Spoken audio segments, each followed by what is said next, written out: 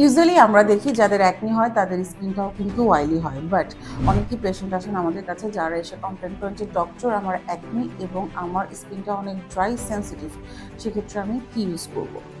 Usually এইসব ক্ষেত্রে পেশেন্টদেরকে আমরা যেটা দেখি যে যারা টপিক্যালি যে ক্রিমটা ইউজ করছেন সেটা এক্সেসিভ ইউজের জন্য হতে পারে।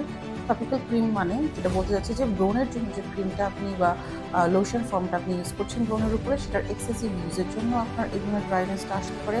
দ্বিতীয়ত হচ্ছে আপনি যে ফেস ক্লিনজারটা ইউজ করছেন সেটার জন্য কিন্তু আপনার স্কিনটা ড্রাই হতে পারে।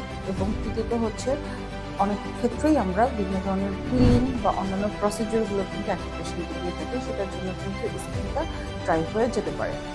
সো এইসব ক্ষেত্রে অ্যাডভাইস থাকবে হচ্ছে যে আপনার টপিক্যাল অ্যাপ্লিকেশনের যে ক্রিমটা আছে সেটাকে কমিয়ে ফেলতে হবে। ইউজুয়ালি আমরা ডক্টররা বলি যে মর্নিং এবং ইভিনিং দু টাইমে ইউজ করার জন্য আপনাকেও সেটুকুর মধ্যে সীমাবদ্ধ থাকা উচিত। আপনার যে ফেস ক্লিনজারটা আছে, দ্যাট মিনস আপনি যদি সোপ ইউজ করে থাকেন সেই ক্ষেত্রে আমি বলবো ফোমিং জেল যে ফর্মগুলো আছে সেই ফর্মগুলো ইউজ করার জন্য ফেস ক্লিনজার হিসেবে, এবং ময়শ্চারাইজার হিসেবে নন কমিডোজেনিক যে ময়শ্চারাইজারটা আছে সেটা অ্যাপ্লাই করা শুরু করতে হবে। এবং অবশ্যই সানব্লক ইউজ করতে হবে, যেটা কিছুটা অয়েলি কিংবা হচ্ছে লোশন ফর্মের হয়।